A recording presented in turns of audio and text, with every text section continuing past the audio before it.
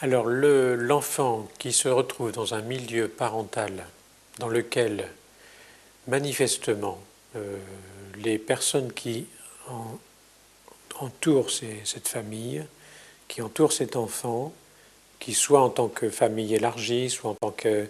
voisin, soit en tant que professionnel de la petite enfance, soit en tant que personne chargée d'accueillir, par exemple à la halte garderie, à la crèche, la nourrice, qui accueille cet enfant, voit rapidement que cet enfant, avec ses parents, est en grande difficulté et fait rapidement l'analyse que ses parents présentent ce qu'on appelle un tableau de carence par rapport à cet enfant.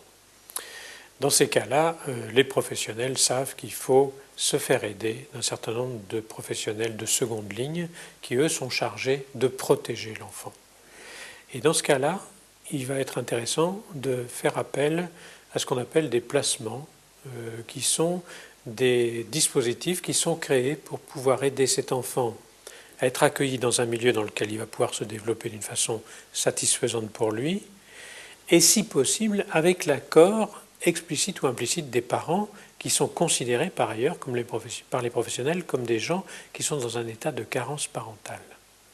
Alors j'insiste beaucoup sur cet aspect parce qu'il me semble que si on peut obtenir cet accord, c'est-à-dire que les parents puissent dire, par exemple au juge des enfants ou au médecin de la PMI qui est chargé de recevoir ces parents pour leur dire que leur enfant va être placé, si ces parents peuvent reconnaître que effectivement l'aide qu'on leur propose, quelquefois qu'on leur impose, c'est quelque chose avec lequel ils sont en accord minimal, même s'ils ne peuvent pas le dire de gaieté de cœur, eh bien ça va être une aide considérable pour cet enfant dans son développement. Dans mon expérience, j'ai beaucoup de situations dans lesquelles c'est tout à fait manifeste que ça se passe de cette manière-là. Il arrive des fois, évidemment, où les parents sont dans une colère épouvantable, dans un refus, dans un rejet de tout ce qu'on propose pour leur enfant. Et à ce moment-là, évidemment, ça va s'imposer à eux d'une façon qui n'est pas susceptible du moindre compromis, du moindre contrat. En tout état de cause, le placement qu'on va proposer à l'enfant est en rapport avec le fait qu'il était dans un milieu parental, familial, qui n'avait pas tous les moyens à sa disposition pour pouvoir permettre à son enfant de se développer. Donc il ne faut pas raisonner sur ces placements comme étant par définition un placement est bon pour un enfant qui ne pouvait pas bénéficier d'une bonne famille. Ça serait trop simple de réserver cette image de la mauvaise famille à ces gens qui ont des carences. Je crois que c'est très important de se dire cet enfant a vécu une expérience douloureuse, même si c'est quelques jours, quelques semaines, quelques mois dans le début de sa vie, et il va falloir l'aider à pouvoir récupérer quelque chose qui serait l'idée qu'un milieu autour de lui peut être porteur, peut être satisfaisant, peut être suffisamment bon pour son développement. Donc il va y avoir tout un travail dans un premier temps dans ces placements qui va être un travail de permettre à cet enfant de se réconcilier avec un environnement qui pourra satisfaire à ses besoins. Et les professionnels de petite enfance qui sont chargés de ces placements sont des gens à qui on va demander beaucoup, puisqu'en même temps, ils vont être des gens chargés d'accueillir cet enfant pour lui proposer de bonnes conditions d'accueil, mais en même temps des gens qui vont être soumis à quelque chose qui est la réaction normale d'un bébé qui antérieurement avait été traité d'une façon carentielle, à instaurer avec ces nouvelles personnes des relations qui ne seront plus basées sur la carence précédente.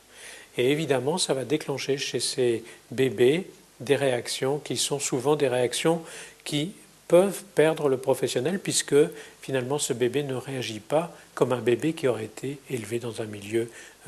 suffisamment protecteur pour lui. Et il va falloir que le professionnel de petite enfance passe par-dessus une première impression qu'il aura que ce bébé ne se sent pas satisfait de l'accueil qu'on lui propose. Et c'est pour ça que dans ces milieux dans lesquels on va proposer un placement d'un bébé, d'un jeune enfant, il est très important que ces professionnels puissent disposer de lieux pour pouvoir parler de cette observation qu'ils ne vont pas manquer de faire dans un premier temps, qui est une sorte de réaction de rejet que l'enfant peut leur adresser.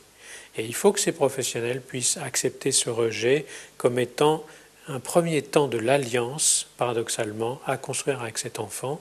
par-dessus lequel il faut qu'ils passent pour après, dans un deuxième temps, une fois qu'ils auront redonné confiance à cet enfant dans les capacités d'un milieu de pouvoir l'accueillir correctement, à ce moment-là, développer une trajectoire qui va permettre à cet enfant de se développer dans des conditions qui seront, sinon optimales, du moins satisfaisantes en termes d'étayage, pour qu'il puisse, au fond, se récupérer de cette première expérience qu'il avait faite avec ses parents qui présentaient des carences précoces, pour pouvoir connaître une deuxième expérience dans laquelle ces carences vont être intégrées, reconnues et dépassées grâce aux professionnels qui vont s'occuper de lui dans ces conditions particulières.